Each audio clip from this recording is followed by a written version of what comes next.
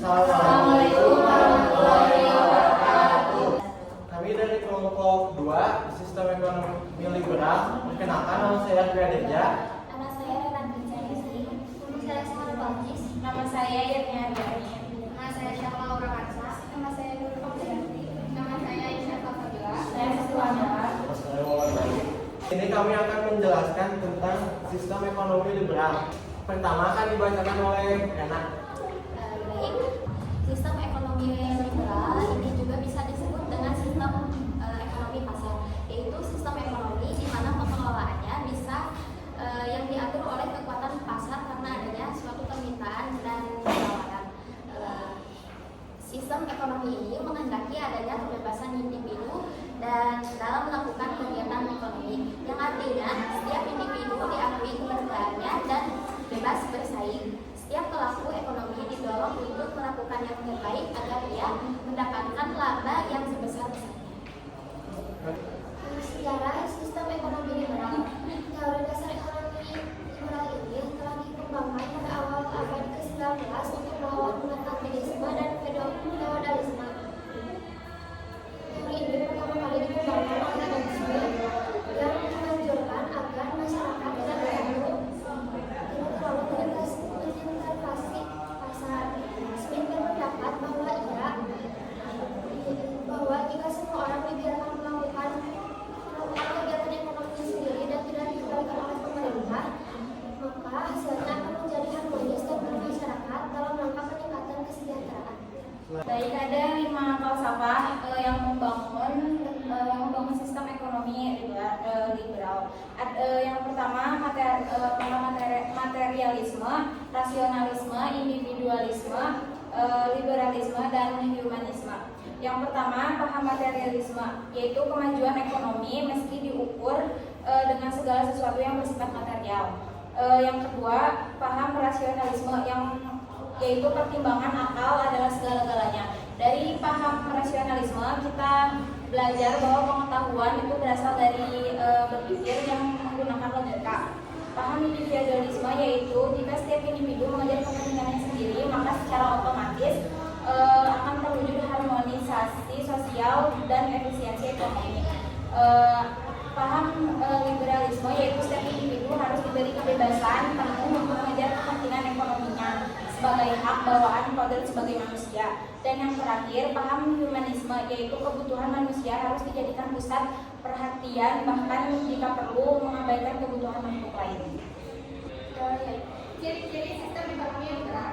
Yang pertama, semua sumber produksi adalah milik masyarakat secara individu. Yang kedua, diakui kebebasan pihak swasta atau masyarakat untuk melakukan tindakan ekonomi. Yang ketiga, setiap orang bebas memiliki barang atau hak milik diakui, termasuk barang modal. Yang keempat, harga barang ditentukan oleh mekanisme pasar. Yang kelima, motif utama adalah mencari laba yang terpusat pada kepentingan individu. Yang keenam, pemerintah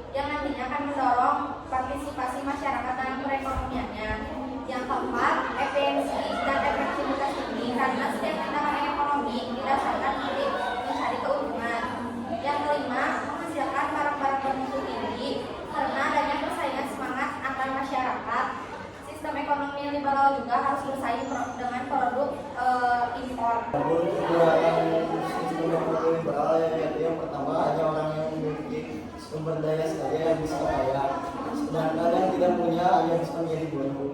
Yang kedua, terjadinya eksploitasi sumber daya alam yang berlebihan sehingga dapat mencemari lingkungan. Yang ketiga, kebebasan mudah disalahgunakan oleh yang kuat untuk memeras pihak yang lemah.